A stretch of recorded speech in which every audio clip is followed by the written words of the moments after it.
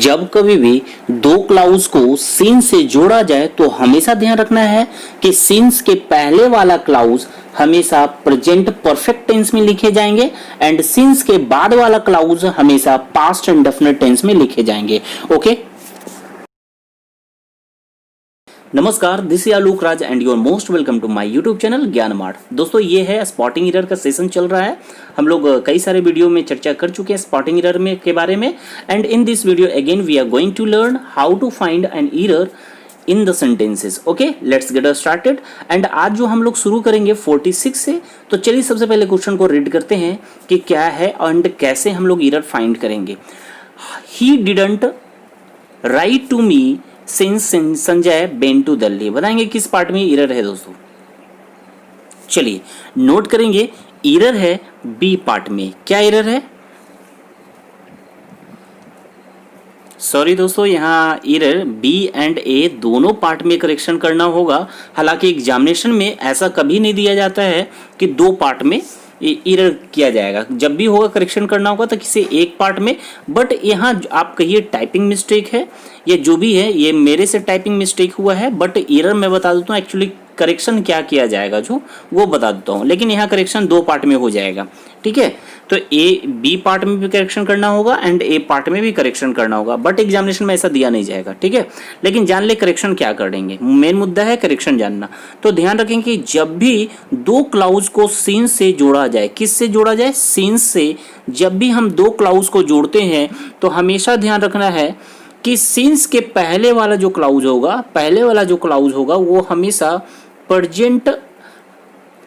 Present हम perfect tense में रखते हैं। किस में रखते हैं? प्रेजेंट परफेक्ट टेंस में रखते हैं। एंड सिंस के बाद वाला जो क्लाउज होते हैं उसे हम रखते हैं प्रेजेंट इंडेफिनिट टेंस में। किस में रखेंगे?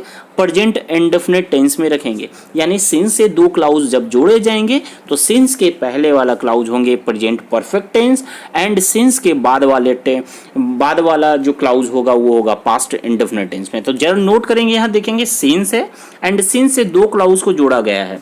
एक है सबसे पहला clause he didn't write to me and दूसरा क्लाउज है संजय बेन टू दिल्ली। दो क्लाउज को सिंस से जोड़ा गया है। तो मैंने क्या बताया, सिंस के पहले वाला क्लाउज होना चाहिए प्रेजेंट परफेक्ट टेंस में। तो देखेंगे क्या प्रेजेंट परफेक्ट टेंस का स्ट्रक्चर है। पहले वाला क्लाउज ही डिडंट लगा हुआ है तो ये पास्ट को इंडिकेट करता है, यानी पास्ट इंडेफिनिट टेंस का है।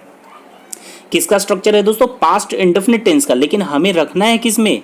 प्रेजेंट परफेक्ट में। तो यही एरर है।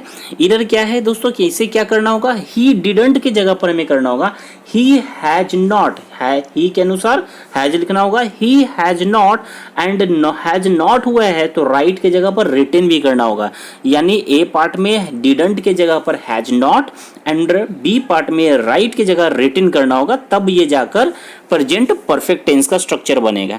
एंड सिंस के बाद वाला जो क्लाउज होंगे पास्ट इंडेफिनिट का, तो वो ऑलरेडी पास्ट इंडेफिनिट टेंस में लिखा हुआ है। संजय बेन टू दिल्ली ये पास्ट इंडेफिनिट टेंस में लिखा हुआ है दोस्तों।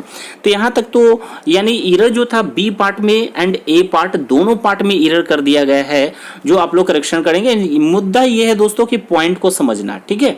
तो आप पॉइंट ये समझेंगे कि सिंस से जब दो क्लाउज जोड़े जाएंगे तो ये दोनों क्लाउज का स्ट्रक्चर इस ढंग से होंगे। ओके, चलिए नेक्स्ट देखते हैं। नेक्स्ट है the two sisters shouted at one another in public. बताएंगे किस पार्ट में एरर है दोस्तों। करे दोनों बहनों ने एक दूसरे पर पब्लिक में चिल्लाई, यानी पब्लिक में एक दूसरे पर वो चिल्लाई, ठीक है। तो बताएंगे किस पार्ट में एरर है। बहुत ही इजी है। तो एरर है क्या है दोस्तों? बी पार्ट में। ध्यान रखेंगे एक दूसरे के लिए, किसके लिए? एक दूसरे के लिए दो मीनिंग आते हैं आपके सामने। एक दूसरे के लिए, ठीक है, या एक दूसरे के का मीनिंग जो होता है, एक होता है ईच अदर। क्या होता है दोस्तों? Each other. एंड दूसरा मीनिंग होता है वन अनदर। क्या होता है? One another. अब याद रखेंगे दोनों का मीनिंग एक दूसरे के, ठीक है ना। एक दूसरे का मीनिंग रखेगा, ईच अदर का मतलब भी एक दूसरा एंड वन अनदर का मतलब भी एक दूसरा। लेकिन ईच अदर का प्रयोग तब करेंगे जब सब्जेक्ट में, यानी जिसकी बात हो रही है, एक दूसरे की बात हो रही है, जिसकी हो रही है, अगर उसकी संख्या दो हो तब हम ईच अदर का प्रयोग करेंगे। एंड अगर उसकी संख्या दो से अधिक हो, यानी मोर देन टू हो तब हम वन अनदर का प्रयोग करेंगे। आई रिपीट, एक दूसरे का मीनिंग रखने वाला दो वर्ड मीनिंग है each other and one another. जब संख्या 2 हो तो ईच अदर का प्रयोग करेंगे एंड जब संख्या 2 से अधिक हो तब हम वन अनदर का प्रयोग करेंगे। तो जरा देखेंगे, एक दूसरे पर, यहां ध्यान देंगे, एक दूसरे पर चिल्लाई, किसने चिल्लाई? 2 सिस्टर्स, यानी इसकी संख्या कितना है? 2। जब संख्या 2 है तो वन अनदर नहीं चलेगा, इसकी जगह पर हमें करना होगा, इसके जगह पर दोस्तों करना होगा ईच अदर। क्या करना होगा? ईच अदर का हम लोग प्रयोग करेंगे। ठीक है, तो ईच अदर का प्रयोग होगा, ना कि वन अनदर। अगर आगे में सब्जेक्ट जो है 2 सिस्टर के जगह 3 सिस्टर्स होते 5 सिस्टर्स होते, यानी मोर देन 2 होते, तब वन अनदर लिखना सही था। ओके, तो करेक्शन है हमारा बी पार्ट में, वन अनदर नहीं होगा, ईच अदर होगा, क्योंकि संख्या अभी 2 है। मूव टू द नेक्स्ट है 48 में देखेंगे, the beautiful of surrounding of the place enchanted me. बताएंगे दोस्तों किस पार्ट में एरर है? चलिए मैं बताता हूँ, एरर है बी पार्ट में। क्या एरर है नोट करेंगे। हालांकि दोस्तों ये एरर जो है नाउन पार्ट से दिया गया है। मैं ऑलरेडी नाउन सीरीज का कंप्लीट वीडियो बना चुका हूँ एग्जामिनेशन के पर्पज से, प्लीज उसे जरूर देखें, एक बार पूरा का पूरा देख ले। मैं एकदम एग्जामिनेशन जो जनरली पूछे जाते हैं एग्जामिनेशन में और कई बार पूछे गए हैं, वो सारे शब्दों को मैं डिस्कशन ऑलरेडी कर चुका हूँ नाउन सीरीज में, प्लीज जाकर देख ले। विद प्रैक्टिस मैंने नाउन सीरीज बनाया है। ठीक है, नाउन सीरीज के 10 वीडियोस हैं और उसके अलावा आपने देखेंगे कि 4 वीडियोस मैं बनाया हूँ नाउन प्रैक्टिस सेट का। ठीक है ना, with examples and with its solution, तो आप एक बार उसे जरूर देख लेंगे। चलिए मैं बताता हूँ कि नाउन इसमें क्या एरर है। ध्यान रखेंगे कि मैं पिछले कल वाला भी वीडियो में मैंने बताया था कि ऑफ आए एंड ऑफ प्रीपोजिशन है, प्रीपोजिशन के ठीक पहले वाला जो शब्द आते हैं वो जनरली क्या होते हैं? नाउन होते हैं। क्या होते हैं दोस्तों? जनरली नाउन होते हैं, यानी ऑफ प्रीपोजिशन है एंड प्रीपोजिशन के ठीक पहले वाला जो शब्द होते हैं वो जनरली नाउन होते हैं। तो अब जरा बताएंगे, सराउंडिंग, ये सराउंडिंग नाउन होना चाहिए, राइट? तो ये क्या नाउन है या अदर पार्ट्स ऑफ स्पीच है? तो दोस्तों सराउंडिंग को नाउन ही बनाकर लिखा गया है, जो गलत है। तो ध्यान रखेंगे कि नाउन के रूप में सराउंडिंग लिखना गलत होता है, सही होता है सराउंडिंग्स। क्या होता है सही? सराउंडिंग्स, यानी इसमें एस लगाना होगा। क्या लगाना होगा? हमेशा ध्यान रखेंगे कि सराउंडिंग लिखना गलत होता है, सही होता है सराउंडिंग्स। क्या होता है? सराउंडिंग्स। नाउन के रूप में सराउंडिंग गलत है, सही है सराउंडिंग्स। मैं ऑलरेडी अपने नाउन वाला सीरीज में ये बात बता चुका हूँ कि कई सारे ऐसे वर्ड हैं जो नाउन के रूप में गलत उसको लिखा जाता है एंड उसका सही स्वरूप क्या होता है वो ऑलरेडी मैं डिस्कस कर चुका हूँ। प्लीज़ एक बार उन वीडियो को जरूर देख ले। चलिए दोस्तों यही एरर है बी पार्ट में। चलिए नेक्स्ट देखेंगे।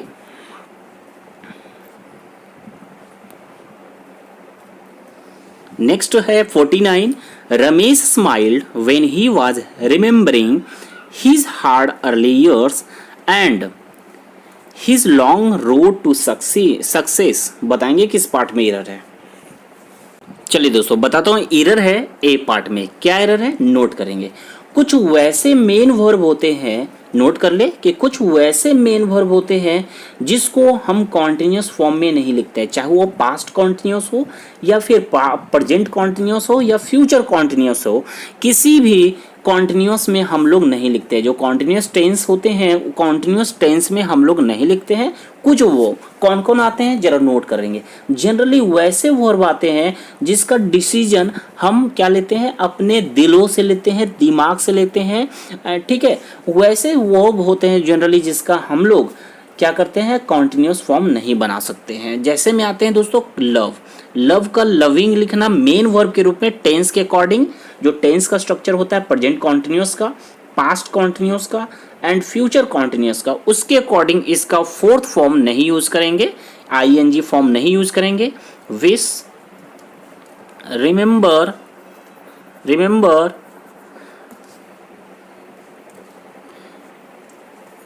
फॉरगेट, हेट, ये सब वर्ड जो है दोस्तों जनरली इसका, या फिर आप ये भी नोट कर ले थिंक, ये सब वर्ड जो है इसका हम लोग फोर्थ फॉर्म यानी कॉन्टिन्यूस फॉर्म का इस्तेमाल नहीं करेंगे, कॉन्टिन्यूस टेंस में नहीं करना है। हाँ, जिरंड के रूप में ये आ सकते हैं, पार्टिसिपल के रूप में आ सकते हैं, प्रेजेंट पार्टिसिपल के रूप में आ सकते हैं, बट टेंस के अकॉर्डिंग कॉन्टिन्यूस टेंस में नहीं लिखे जाएंगे।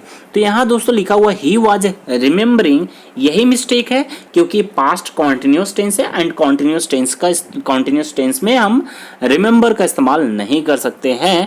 तो इसे क्या करेक्शन करना होगा, सिंपल कि इसे पास्ट कॉन्टिन्यूस है, इसे हम पास्ट इंडेफिनिट बना देंगे। क्या बना देंगे, पास्ट इंडेफिनिट। कॉन्टिन्यूस को हम बना देंगे पास्ट इंडेफिनिट, तो क्या हो जाएगा, रिमेम्बर्ड, रिमेम्बर्ड। ठीक है, he remembered his hard early years and his long road to success. Okay, यही एरर है। नेक्स्ट देखते हैं, नेक्स्ट है हमारा 50 एंड आज का last, being unable to cope up with the syllabus he discontinued the course. बताएंगे किस पार्ट में एरर है, देखेंगे दोस्तों,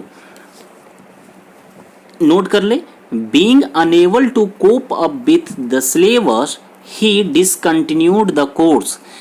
इसका मतलब है कि कोप यहाँ बोल रहा है सिलेबस जो है, सिलेबस के साथ नहीं चलने पर, यानी उसके साथ साथ जो जिस ढंग से क्लास हो, कोचिंग हो या कॉलेज हो, कॉलेज में सिलेबस चल रही है एंड उसके साथ साथ आप अच्छे ढंग से तैयारी नहीं करते जा रहे हैं, उसके बराबरी में सिलेबस जैसे जैसे आगे बढ़ता जा रहा है वैसे वैसे आप भी आगे नहीं बढ़ रहे हैं, उसमें अनेबल होने के वजह से वह जो है कोर्स को डिसकंटिन्यू कर दिया, यानी रोक दिया, यानी सिलेबस के साथ बराबरी नहीं करने के कारण उसने कोर्स को रोक दिया, डिसकंटिन्यू कर दिया है, यह मीनिंग दे रहा है।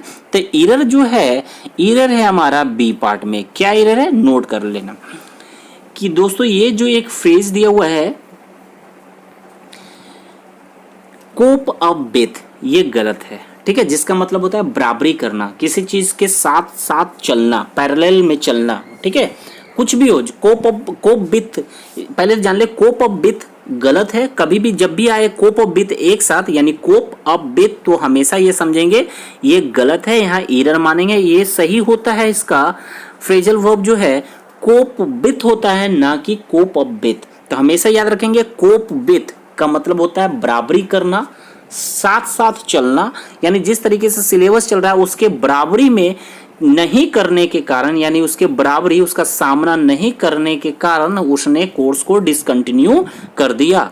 तो हमेशा ध्यान रखेंगे यहाँ पर अप जो है ये फालतू है, अप प्रीपोजिशन का प्रयोग नहीं होगा, सीधा इसका राइट फ्रेजल वर्ब जो है कोप विथ, ना कि कोप अप विथ। तो अप को केवल हटा देंगे, सेंटेंस बिल्कुल सही है दोस्तों। ओके, एक चीज और मैं बता दूं, हमेशा मैं बताता हूं कि जब भी हर वीडियो में लगभग में जहां भी ये इस टाइप का क्वेश्चन आया है, मैं बताया हूं कि जब भी ING से यानी कोई भी वर्ब हो फोर्थ फॉर्म में स्टार्ट हो रहा हो, ING से अगर सेंटेंस ही स्टार्ट हो रहा हो, तो हमेशा ध्यान रखना इसका कोई ना कोई सब्जेक्ट चाहिए।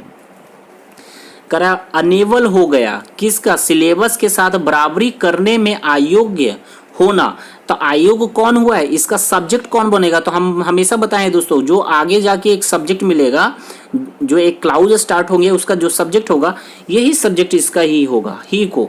ठीक है, तो एक बार मैंने हमेशा बोला है कि इसको ही को आप यहाँ रख कर देखेंगे एंड बीइंग जो बी फैमिली का मेंबर है, बी के जगह पर हम टेंस के अकॉर्डिंग, टेंस पास्ट में चल रहा है तो इसलिए हम वाज कर देते हैं, he was unable to cope up with. क्या ये सेंटेंस स्ट्रक्चर बैठ रहा है, सेंटेंस सही लग रहा है, he was unable to cope up with the syllabus, यानी वह जो है सिलेबस के बराबरी नहीं करने के कारण, यानी वह सिलेबस के बराबरी नहीं कर पाया, सिलेबस के साथ साथ नहीं चल पाया, अयोग्य हो गया। तो बिल्कुल सेंटेंस बिल्कुल सही है, एक स्ट्रक्चर बैठता है तब ये सेंटेंस, इसमें कोई जरूरत नहीं है। अगर सेंटेंस का स्ट्रक्चर फिट नहीं बैठेगा तो हम बताए हैं ऐसे सिचुएशन में हम बीइंग के पहले इट लगाते हैं, बताया था दोस्तों। लेकिन यहाँ इट के लगाने की जरूरत नहीं है क्योंकि ये ही सब्जेक्ट ही यहाँ फिट हो जाता है।